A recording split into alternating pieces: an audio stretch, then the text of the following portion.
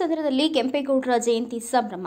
ತುರುವೇಕೆರೆ ತಾಲೂಕಿನ ಮಾಯಸಂದ್ರದಲ್ಲಿ ಒಕ್ಕಲಿಗ ಸಮುದಾಯ ಮತ್ತು ಮಾಯಸಂದ್ರ ಹೋಬಳಿ ನಾಡಪ್ರಭು ಶ್ರೀ ಕೆಂಪೇಗೌಡರ ಜಯಂತ್ಯೋತ್ಸವ ಸಮಿತಿ ವತಿಯಿಂದ ಅದ್ದೂರಿಯಾಗಿ ನಾಡಪ್ರಭು ಶ್ರೀ ಕೆಂಪೇಗೌಡರ 516ನೇ ಜಯಂತ್ಯೋತ್ಸವ ಕಾರ್ಯಕ್ರಮ ಆಚರಿಸಲಾಯಿತು. ಬೆಳಗ್ಗೆ ಗ್ರಾಮ ದೇವತೆ ಕೊಲ್ಲಾಪುರದಮ್ಮ ದೇವಿಯ ದೇವಸ್ಥಾನದಲ್ಲಿ ವಿಶೇಷ ಪೂಜೆಯನ್ನು ಸಲ್ಲಿಸಿದ ಮುಖಂಡರು ನಾಡಪ್ರಭು ಶ್ರೀ ಕೆಂಪೇಗೌಡರ ಭಾವಚಿತ್ರಕ್ಕೆ ಪುಷ್ಪಾರ್ಚನೆ ಸಲ್ಲಿಸಿ ಮೆರವಣಿಗೆಗೆ ಚಾಲನೆ ನೀಡಿದರು. ಗ್ರಾಮದ ಪ್ರಮುಖ ಬೀದಿಗಳಲ್ಲಿ ಕೆಂಪೇಗೌಡರಿಗೆ ಜೈಕಾರವನ್ನು ಕೂಗುತ್ತಾ ವಿಜೃಂಭಣೆಯಿಂದ ಮೆರವಣಿಗೆ ನಡೆಸಲಾಯಿತು.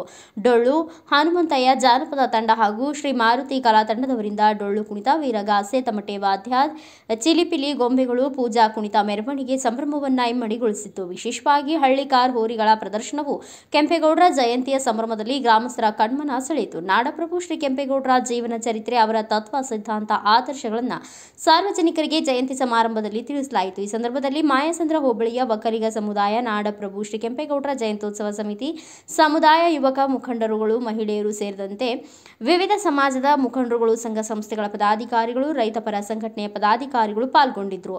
Bureau report Girish K Bhat, Bharat Vaibhav news, Turuvekere. Thanks for watching. Read, discuss and debate with editor Dr. Yan Prashant Rao. Wanted reporters in print, digital and visual media for Bharat Vaibhav Daily Newspaper, BV News 5 Channel and BV Fast Web News from all the talukas of Karnataka, Goa and Maharashtra. If interested, send your resume to 9019229369.